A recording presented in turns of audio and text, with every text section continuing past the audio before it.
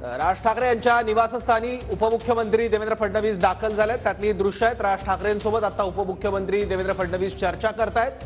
काही वेळापूर्वी देवेंद्र फडणवीस राज ठाकरे यांचं निवासस्थान शिवतीर्थवर दाखल झाले होते आणि दुसरी दृश्य आहेत शिवाजी पार्क मधली, जिथे आता उपमुख्यमंत्री अजित पवार दाखल झालेले आहेत। एक उपमुख्यमंत्री हे सभास्थळी आहेत तर दुसरे उपमुख्यमंत्री आता राज ठाकरे यांच्या निवासस्थानी आहेत।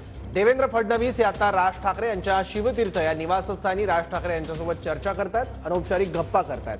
तर दुसरीकडे उपमुख्यमंत्री अजितदादा पवार हे शिवाजी पार्कातल्या सभास्थळी पोहोचलेले आहेत। केंद्रीय राज्यमंत्री रामदास आठवले आहेत।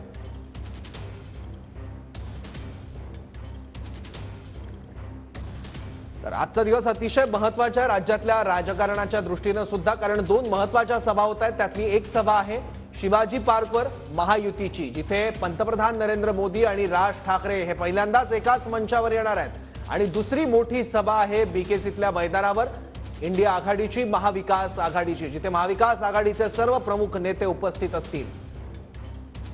मुख्यमंत्री एकनाथ शिंदे आणि त्याचबरोबर उपमुख्यमंत्री देवेंद्र फडणवीस हे राज ठाकरेंच्या निवासस्थानी काही वेळापूर्वी दाखल झालेत शिवतीर्थावर आणि राज ठाकरे यांच्यासोबत आता काही औपचारिक अनौपचारिक चर्चा होत आहेत। तर दुसरीकडे शिवाजी पार्कमध्ये जी सभा होते महायुतीची, त्यासाठीचा हे स्टेज आहे, जिथे उपमुख्यमंत्री अजित पवार, केंद्रीय राज्यमंत्री रामदास आठवले, मुंबई भाजपचे अध्यक्ष आशिष शेलार हे दाखल झालेले आहेत आणि एका वाटोवाट एक महत्त्वाचे नेते महायुतीचे दाखल होत आहेत। शिवाजी पार्कवर थोड्याच वेळात महायुतीची सभा होते आहे।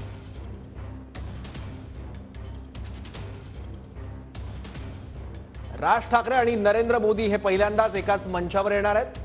काही दिवसांपूर्वी राज ठाकरे यांनी महायुतीला बाहेरून पाठिंबा देत असल्याचं जाहीर केलं होतं। बिनशर्त पाठिंबा राज ठाकरेंनी जाहीर केलेला होता आणि त्यानंतर महायुतीच्या उमेदवारांसाठी राज ठाकरेंनी सभाही घेतल्या होत्या। पण नरेंद्र मोदी आणि राज ठाकरे एकाच मंचावर येण्याची पहिली वेळ आहे।